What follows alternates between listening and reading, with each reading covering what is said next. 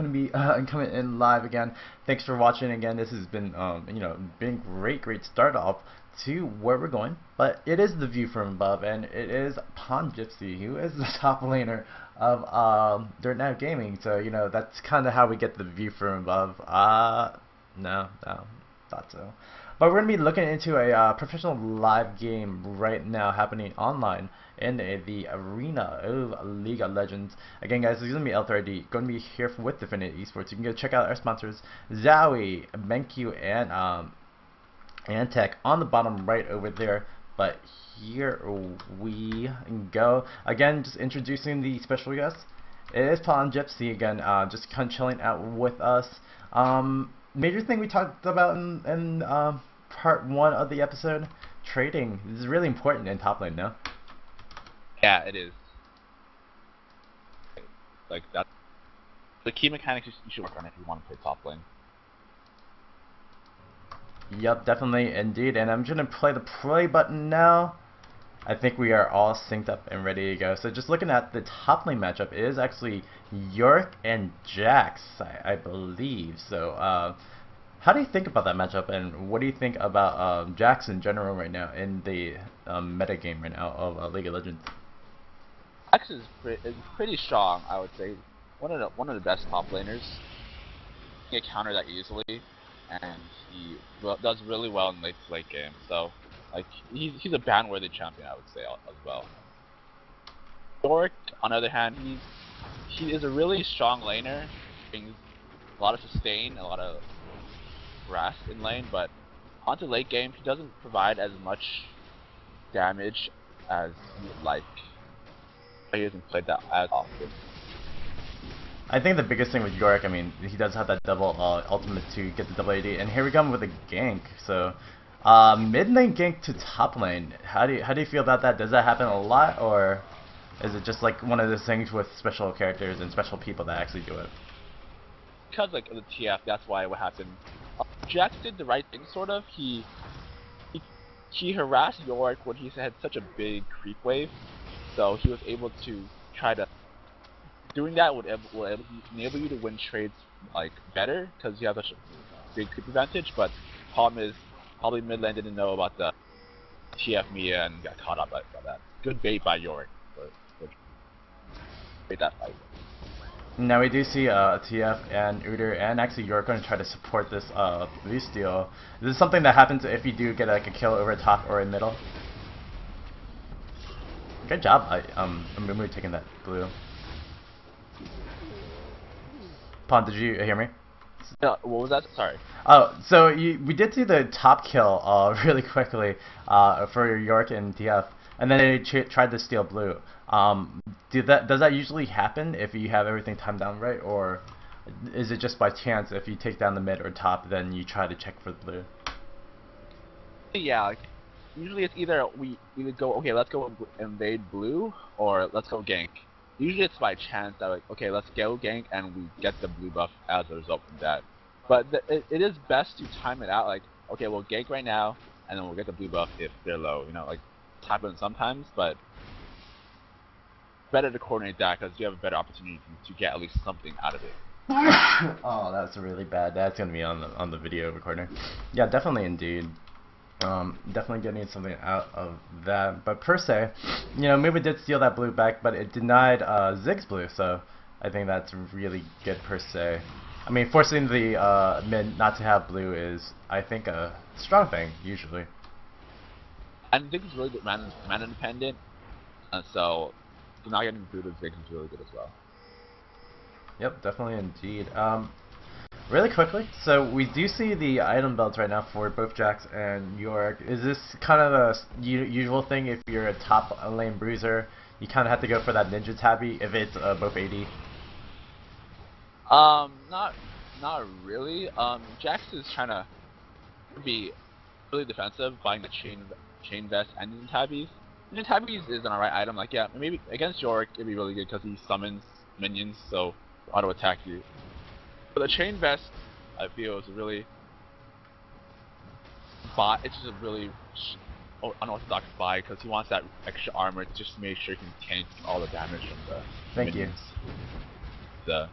the summons from York. I see, I see. What time are you at in the game? Because I don't actually see Chain Vest right now. And thank you, Lilia, for Oh, saying I about think I skipped maybe. what time are you at right That's now? something. What time are you? I'm at 9. I'm at 10, 11. I don't see a Chain Vest, but I guess that's what's What? missing right there. That's interesting to see. Uh, Okay. TF actually tried to go in for a gank again over at Mumu, but nothing really happening. But Jax did have to go get killed over at top lane. So this is really interesting to see that York kind of beats out Jax. I mean, right now per se, but do you Yeah. think it's just like a lane kind of early game matchup, or is it just something that's usually going to happen? Yeah. Usually, like, York wins because of so much sustain, like so much like um, able to stay in lane with that so long. Should be able to win trades if he plays it correctly. He has to wait till E and W are down, and he goes in and then goes back out. Oh, for York, because that's his sustain stuff, and then yeah, Jax is very mobile as a champion, so it is really surprising to see. Did you see Cereblast, the Mumu player, kind of building up AP per se for the jungle? I mean, it helped out kind of secure that kill over top lane.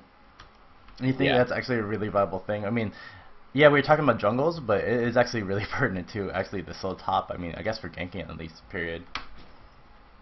Um, his build is it's risky because like he gets less HP with 2 Doran's weight isn't that full AP, but it's an alright build. Like I don't see anything negative about it. Well, on the other side, we do have Uter, who is going to be jungling for the purple team. He does have Philosopher's Stone and Heart of Gold, building up to kind of defensive. We're going to see a game come up right now, and Cereblast going to be coming in with Koraz. York using that ultimate to kind of get away. Usually you just see that ultimate used for damage. Is that a thing that you usually do just to kind of deceive and, get away from? Sorry, what was that? Sorry, would you use that York ultimate, the Omen of... oh wow, so Krista does have money still down, but... The Omen of Death on York, would you use that kind of defensively like that to kind of just run away, or do you use it just offensively and kind of just, trade deaths if anything, if you gank like that? York thought he might have died. He might have like died in that process, but he wants to get out the summon as fast as he can so he can at least prevent that damage. Because like having 2 Yorks around, it's you're not gonna lie, it's hard to sometimes when it's so close to each other, it's hard to click the right one. That can mess up like the damage output that you're dealing. See, definitely, definitely. We do see Uda coming right back up at top, and then also just York from Rain. I mean, the biggest thing, not really the biggest thing, but a big thing about top lane is CS scores. I mean, for York to have more CS than Jax right now, do you think that that's really pertinent, or I mean, Jax can still kind of carry out just because they're kind of even? I think yeah, York an impressive advantage really. Like he's up 11 CS when he should be maybe up like 20, I'd say. He can easily outzone Jax by the way he's playing. And York like Jax isn't really putting his full damage and full like champions into play. Yeah, definitely, indeed. So, what are some things you do? What are some other techniques in top that you could use in general to keep your edge on the opponent for top lane? Right now, we do see that Jackson teleport bottom to kind of get a kill over here and didn't take Dragon, while York is taking that top lane.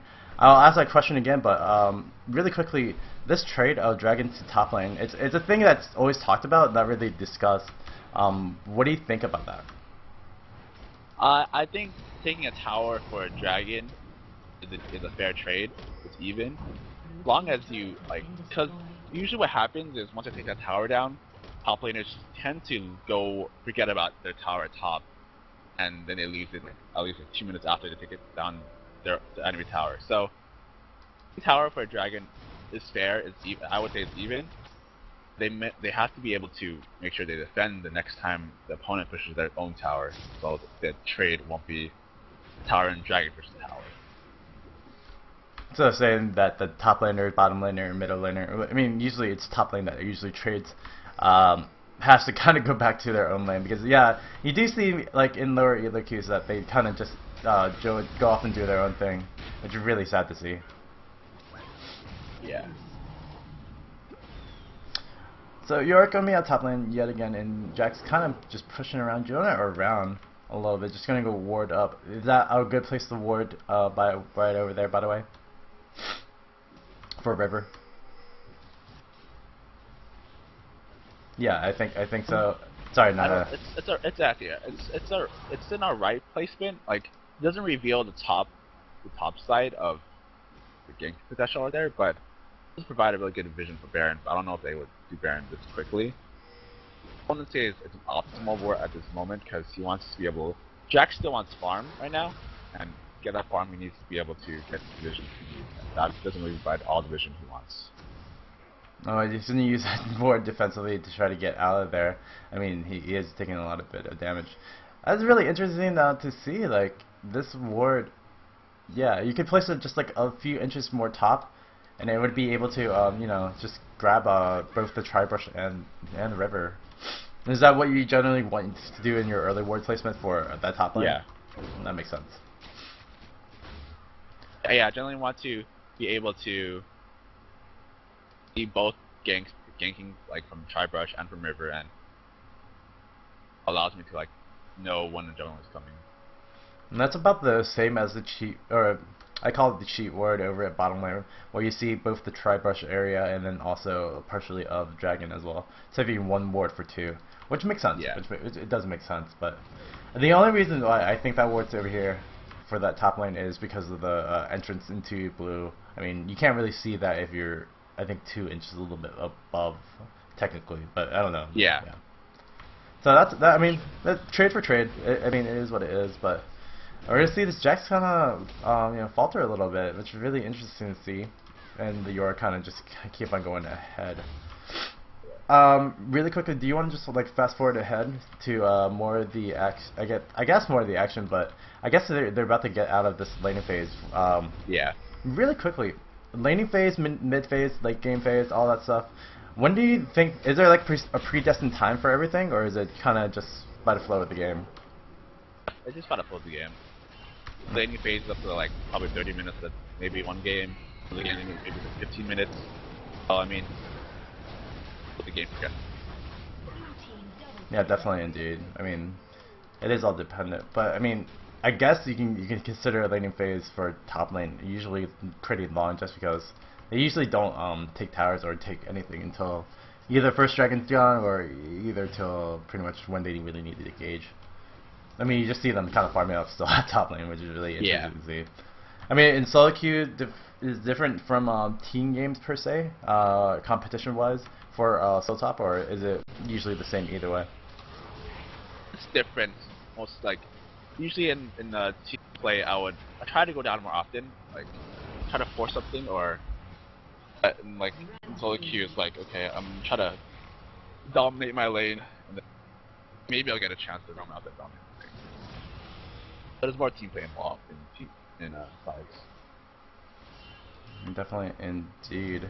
But they hit about 20 minutes in the game. I mean, it's 9 to 5 on the kill score right now. A lot of damage coming out from everybody right now. But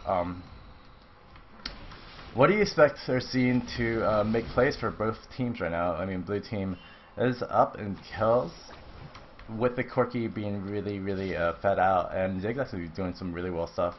And purple team, I mean, the only thing that's really happening for them is top lane per se, and everything else is kind of even per se. So for purple team. So pretty much, what's going to be happening in the next like 4 to 5 minutes, and what do you think both teams need to do to kind of keep the advantages or disadvantages for themselves?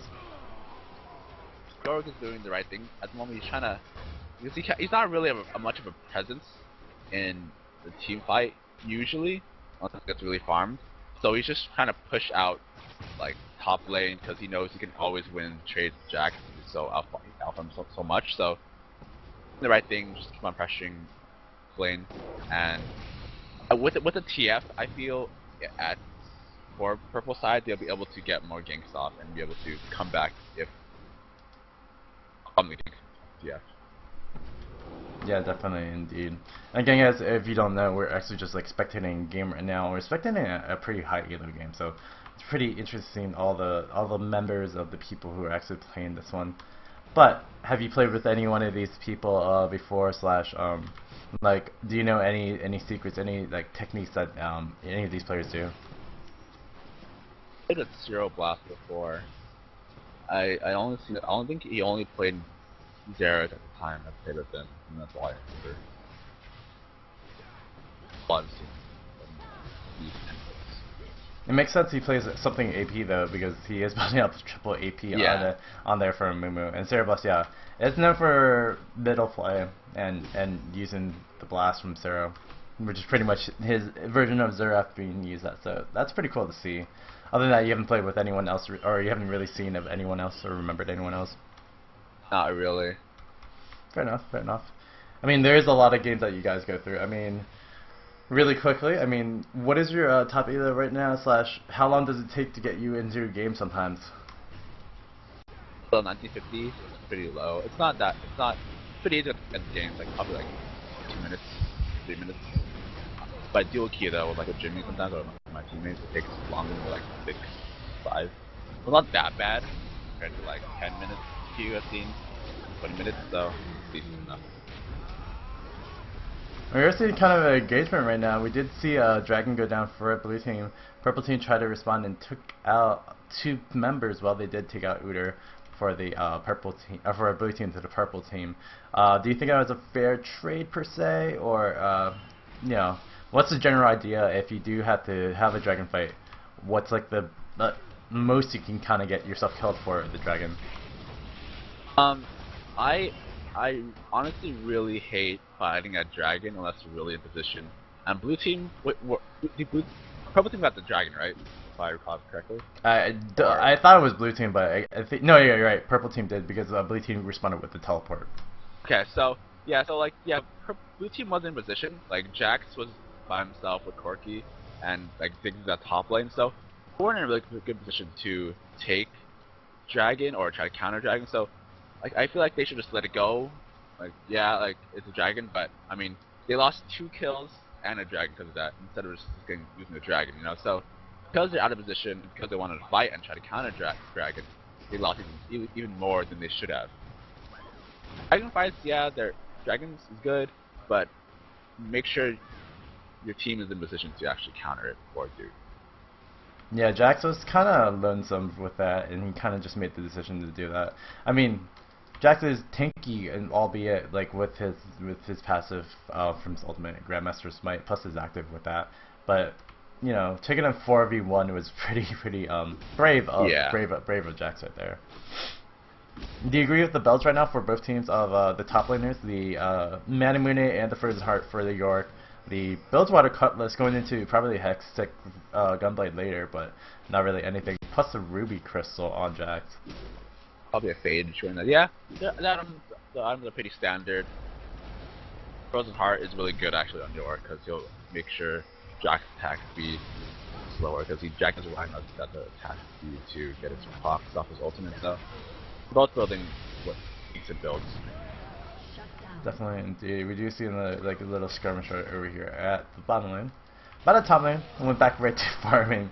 I mean, this is pretty much what you go through well, not every day, but kind of in your lane phases, pretty much, right? You just kind of keep on staying up there in the solo queue, or no?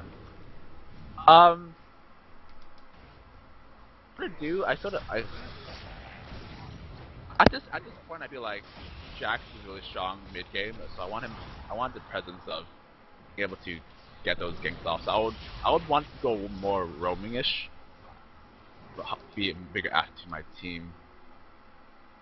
But also I would want that tower. That tower is pretty good because Jax does push towers pretty easily. Knowing that since Yorick did like win the lane, like I would want to go roam more. That's definitely indeed. And we do see, you know, they kind of just trade off. I think the other thing is, since Jax is kind of falling behind in kills and also in CS, he's trying to stay in more just to get back at Yorick. Which is probably going to be turning for the worse because, oh wow, Jax is still going to be getting out. Grandmaster's might OP, yo. But he comes back again and kind of dies. That's interesting. So Jax kind of dies again. It's kind of sad. I mean, I think that's the mindset of that Jax player right now because he's not so behind, but he is behind still of the York. Yeah. So in the end, Not too far behind. Yeah, like he's down like what 20 CS. He would have caught up by like 10 if he stayed in the lane and didn't initiate on York because the lane is pushing. He wasn't too far behind. Just about how my kills.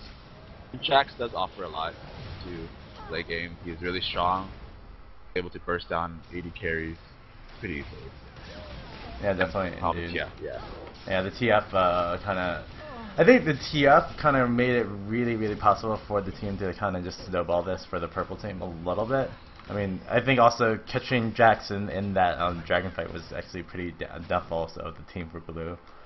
But other than that, I mean, York's just kind of doing his thing while Jax is kind of responding. I mean, is this kind of one of those things that happens if you are kind of losing out the lane? Like you try to respond a little too heavy on something, and it kind of sets back your whole team, like you say. What do you mean by that? So pretty much, Jax is kind of roaming around and trying to get kills right now. And, I mean, he is kind of getting there right now. He does get a double kill, but does it kind of set off your team to like not for failure, but kind of set off your team to get a little bit looser per se, to actually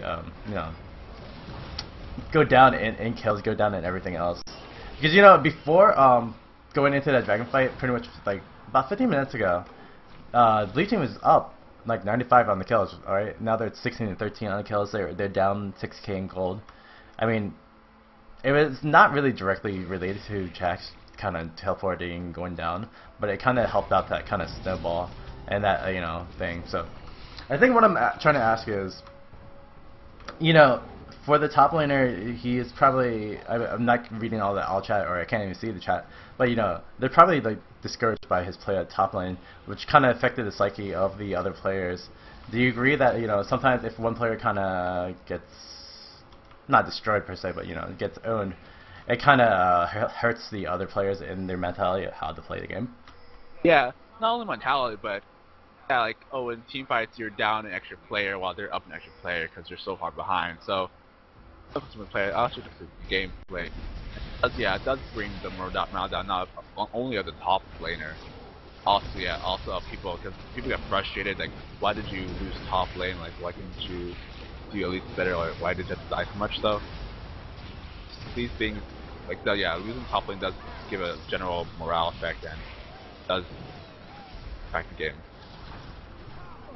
I think we're kind of seeing that right now because this is snowballing really bad for Team of Purple right now.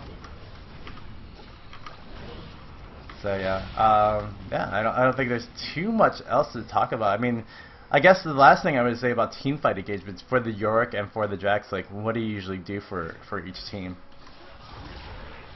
Honestly, like, from the team comp I see, like, I like blue side's team comp more, but they have to be able to burst down people, because York has a lot of sustain, and they have a lot of poke, so if they get poked down, it's going to be hard for them to keep on initiating. But at that team fight, like what just happened at Dragon, I think it was just, York was really farmed, and like, he did him a lot of damage, and he never died. The focus fire from Blue's team was really uncoordinated because of solo queue, and they didn't really accomplish anything from anybody at all. People aim York, some people aim Twisted Fate, some people aim Ezreal, so they're uncoordinated, while they should just try to aim someone down first and then pick up everybody else like that. Yeah, they didn't really focus. Yeah, that was a big thing because everyone actually came out of that really low. Like Twisted Fate actually was like at 0 health, but he still kind of stayed alive a little bit. But other than that, I think, I don't know, the trickle effect kind of happened too for both teams because they started off really weirdly to start off the damage for purple team, because I think they all trickled in, and then blue team kind of trickled in as well. So yeah, I mean, I think that's just the generosity of just solo queue in general, right? Because you know Yeah. you have no communication really with your players, even though it's supposed to be a team game. Some false soldier, yeah. Yeah, for sure, for sure. But I mean, for purple side, like, what do you kind of want to do as a team comp for this kind of with the Yorick and Udyr and TF and Ezreal? Right now, like, since they have that Baron buff, I'll just keep on poking people down.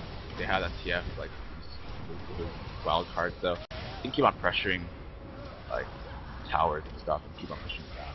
Eventually, they'll get worn down and they can shoot and fight. Yeah, it's looking like they're just pushing pretty hard. Slash, they're getting the damage down. I think also with this Yorick 0080 kind of ghost, it's really helping out just with the damage output that they have for the team. Yeah.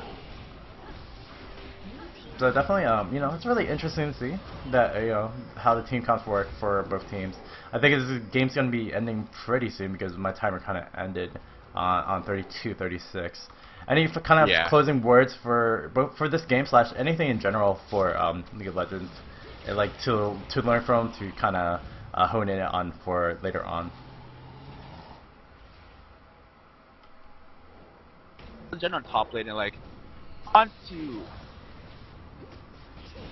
you want to be able to help your team out more often than not. Like, always try to stay top. Like, try to look for opportunities to gank and help your team out as much as possible.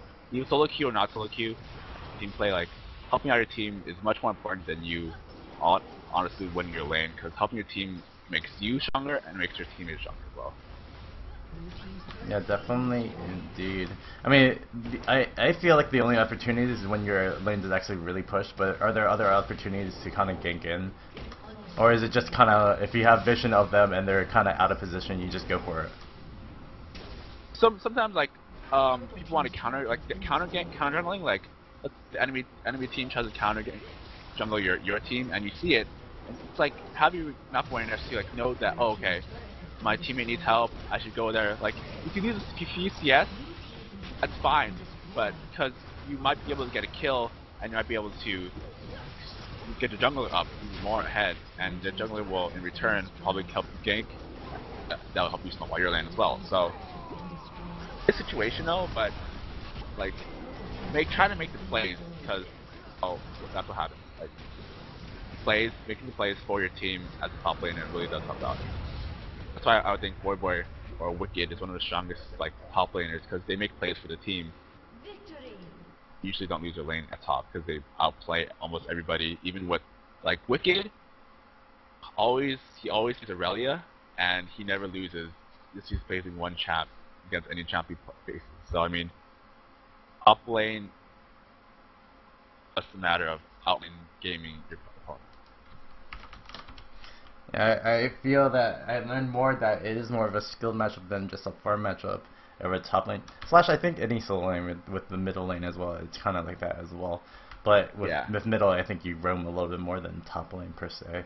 But yeah, with Voidboy or with Wicked, yeah, they are probably one of the two best top laners in the game. So it's really interesting to see how they actually win out. But I mean, they do it just because they have just so much knowledge on it. I think mostly as well, just having the general familiarity of using the brushes to kind of get advantages. Trading when you want to get in there to trade are the two big things about the game. Just try to know your matchup, so you know when to trade and when not to trade, and always, like, take into account where the jungler is, because lane ganks are really susceptible in top lane as well. Know where jungler is, and also try to force trades when you have a bigger creep wave. Other opponent. Oh, why? So with the force trade with if you have a bigger creep wave, just so you can get more DPS or something like that. Yeah. Definitely, indeed. Other than that, I think this is going to be kind of the end of the show. I mean, this has been kind of interesting look into the world of the Spartans pro gamer. And if they don't know, they know what Pawngypsy is and could be, hopefully. Really quickly, I did forget to ask these questions. What is your goal in playing League of Legends? Because you are going to be you're part of Jordan Gaming right now. You are going to go to GES, I think, next week. what are your kind of goals and aspirations for that? I want to play like be really competitive in League of Legends and just play for fun. At the same time, I want to be out there and get to know the whole world of League of Legends and try to be really famous and try to be the #1 team nation in the world. So my goal as a League of Legends player. Well, I'll talk about that later possibly, but is there any other kind of passions in gaming? Do you want to like go into shoutcasting, or do you want to just kind of just do this for fun and then just kind of go on with your own career and stuff? I don't think there's anything. Podcasting is fun, I would say, but like it's not for me. I would think I would love to try it, but I would have to spend more time podcasting now than trying to play League of Legends. That's something I wouldn't want to give up. Definitely indeed. Really quickly as well, how many hours do you usually spend on League of Legends per se, or playing League of Legends? Probably around 6 to 8 hours a day. Around there. Definitely. And then any passions in this game of League of Legends or in gaming in general, or it's just once you connected with Dota, then you connected with League of Legends and kind of just flowed. Yeah, it kind of slowed. I love gaming ever since I was little, so like being able to actually play a game and earn money and get to see the world will be really good as well. The experience. As a gamer before too, with other stuff, I mean, the travel part of actually video or not video gaming, just gaming in general, is probably the most under spoken thing about gaming in general, which is really cool. So hopefully you do get to travel and go other places other than where you're at. It's really cool to see. Other than Pawngypsy, is there anything else you want to like shout out to, or anything you want to give any thanks or stuff like that? Not really. Just shout out to you for having me on this interview. It was really fun. Yeah. Fun to talk about top lane. Yeah, no problem. I mean, there's a lot of other intricacies that we could have been talking about, but it's just a really interesting match of that top lane. Yeah. Any other sponsors or anything you want to shout out to as well too? Nap Gaming, how helped us get where we are. So it's been real fun trying to hang out with them. Yeah, definitely indeed. You can go check out Pawngypsy. Where can we check you out on Twitter again, really quickly? DNG_Pawngypsy. And definitely, and then also you can go check out Dirtnet Gaming at Dirtnet Gaming for the Twitter webs, and also just check out the website dirtnetgaming.com. And really quickly, I want to thank Pawngypsy for all the work he did. Thank you again for coming on pretty tiredly, but I mean, it is what it is. I mean, I'm pretty tired as well. I mean, it's summer. Yeah. It's kind of like, we have what it is. And also, this was supposed to be happening last week, and it didn't happen because of something that happened to me. So thank you again for kind of waiting out for the interview / all of the episode today. No problem. It was fun. Definitely, really enjoyed it. Definitely indeed. Other than that, we're going to be signing off. Thank you again to BenQ, Antec, and Zowie Gear. Zowie Gear, the t-shirt I'm wearing is actually by them. Sorry, I have no sense of space and orientation right now. They are awesome sponsors for DefinitiveeSports. You check out DefinitiveeSports, d-esports.com. That is the website for all the other information that you want to get from the esports world. And from me to you to me, and everyone to see, it is going to be L30, going to be signing out.